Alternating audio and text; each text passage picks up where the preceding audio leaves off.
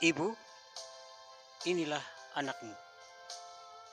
Dan kepada murid yang dikasihnya, ia bersabda, inilah ibumu.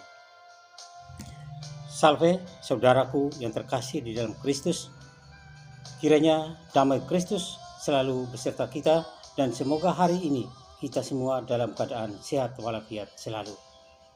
Kembali di Amore Channel mengajak, marilah kita bersama-sama belajar dan merenung firman Tuhan yang akan kita ambil dari bacaan Injil liturgi hari ini, yaitu dari Injil Yohanes bab 19 ayat 25 sampai dengan 27, dan atau bacaan lain di Injil Lukas bab 2 ayat 33 sampai dengan 35. Namun marilah kita terdahulu membuat tanda kemenangan Kristus, tanda salib, dalam nama Bapa dan Putra dan Roh Kudus. Amin. Inilah Injil Yesus Kristus menurut Yohanes. Dimuliakanlah Tuhan. Waktu Yesus bergantung di salib, di dekat salib itu berdirilah ibu Yesus dan saudara ibu Yesus, Maria, istri Klopas, dan Maria Magdalena. Ketika Yesus melihat ibunya dan murid yang dikasihinya di sampingnya, berkatalah ia kepada ibunya, "Ibu, inilah anakmu." Kemudian katanya kepada muridnya, "Inilah ibumu." Dan sejak saat itu, murid itu menerima ibu Yesus di dalam rumahnya. Demikianlah sabda Tuhan, terpujilah Kristus. Ada perjumpaan, ada perpisahan. Demikian pun sebaliknya, ada perpisahan supaya ada perjumpaan kembali. Pengalaman perpisahan itu berat. Berpisah dengan teman-teman, dengan sahabat, kerabat dekat, saudara, ataupun keluarga dekat kita sangat terasa berat dan menyedihkan. Banyak dari kita pernah mengalami hal tersebut dalam perjalanan hidup ini. Akibat perpisahan dengan orang yang sangat kita kasihi, sangat kita cintai, terasa amat berat, menyesakkan, bahkan sangat meremukkan hati. Demikian pun dengan apa yang dialami oleh Bunda Santa Perawan Maria. Hari ini gereja sejagat merayakan peringatan wajib Santa Perawan Maria berduka cita, Mater Dolorosa. Peringatan wajib Santa Perawan Maria berduka cita mengingatkan kita akan perjalanan hidup Bunda Maria ketika ambil bagian dalam misteri penyelamatan umat manusia. Sejak saat ia menerima kabar sukacita dari malaikat Gabriel sampai berdiri di bawah kaki salib putranya Yesus di atas puncak bukit Golgota. Maria berdiri dekat salib Yesus. Demikianlah kata Injil Yohanes. Ia dapat menyaksikan dan merasakan sendiri secara langsung sungguh amat sakit dan derita hebat yang dialami oleh putranya di atas kayu salib. Sebagai seorang ibu, Maria pun turut merasakan pahit getirnya penderitaan yang luar biasa Yesus di dalam hatinya. Dengan demikian dapat dipahami mengapa Simeon menubuatkan bahwa suatu pedang akan menembus jiwa Maria. Lukas bab 2 ayat 35. Maria melewati hidup yang sungguh berat. Dapat dibayangkan betapa pedih hati Maria ketika menyaksikan penderitaan dan kesengsaraan anaknya di atas kayu salib. Maria bukan hanya berduka cita oleh karena menyaksikan putranya Yesus mati dengan cara demikian, yaitu disalibkan, tetapi juga karena murid-muridnya, murid Yesus yang setiap hari hidup bersama Yesus. Murid-muridnya yang setiap hari memanggil Yesus guru dan Tuhanku, yang sungguh mereka kagumi. Tetapi sekarang mereka membiarkan Yesus memikul derita, sengsara sendirian di atas kayu salib.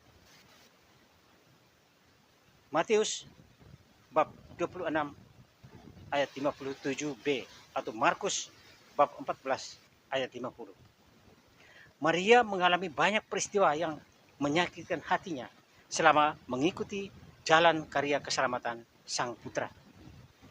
Namun sama seperti Yesus, karena ketaatannya kepada Bapa mampu memulihkan hubungan yang terputus antara manusia dan Allah dengan tangannya yang terentang di atas kayu salib antara langit dan bumi.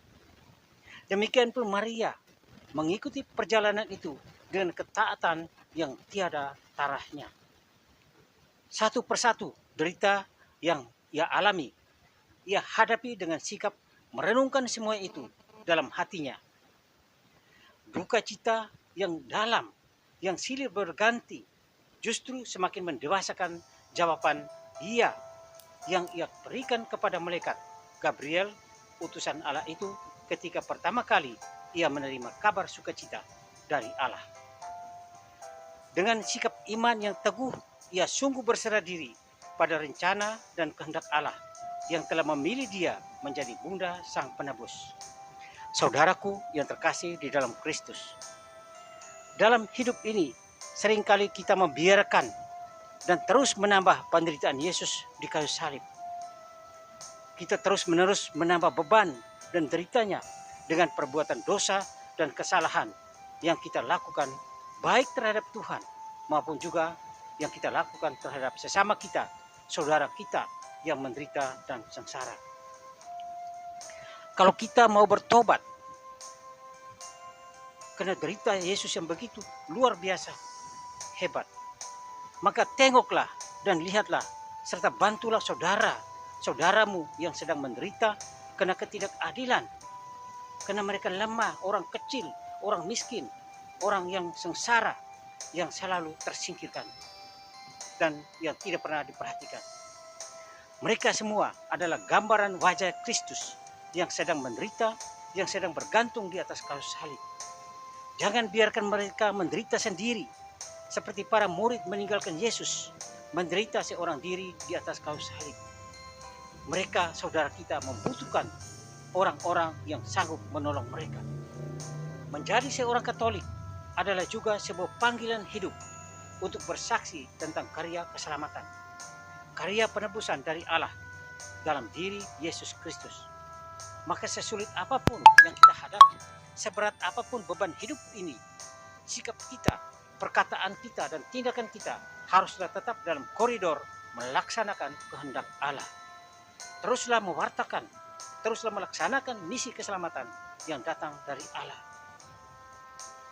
Apalagi kita sadar bahwa Tuhan Yesus tidak membiarkan Bunda Maria dan kita para murid berjalan sendiri-sendiri. Tuhan Yesus menyerahkan kita untuk menjadi putra dan putri Sang Bunda, dan Bunda Maria menjadi ibu kita semua yang percaya pada Tuhan Yesus. Bunda Maria adalah Bunda Gereja Kristus yang selalu mendoakan anak-anaknya. Lantas apakah kita sudah menjadi putra-putri yang tekun berdoa bersama dan melalui Bunda Maria untuk datang kepada Yesus? Atau kita mengandalkan diri kita sendiri, kemampuan kita sendiri, kehebatan kita sendiri? Ada pepatah yang singkat mengatakan per Maria ad Yesus. Melalui Maria kita datang kepada Yesus. Jangan lupa minta bantuan, minta doa Bunda Maria yang selalu siap menolong dan membantu kita. Apakah kita sudah sungguh belajar dan mencontoh teladan hidup Bunda Maria, sang murid pertama, yang lebih-lebih ketika kita mengalami tantangan hidup ini, agar kita tetap setia dan bisa meraih menjadi murid Tuhan yang sejati. Refleksi diri. Demikianlah renungan kita hari ini. Marilah kita berdoa.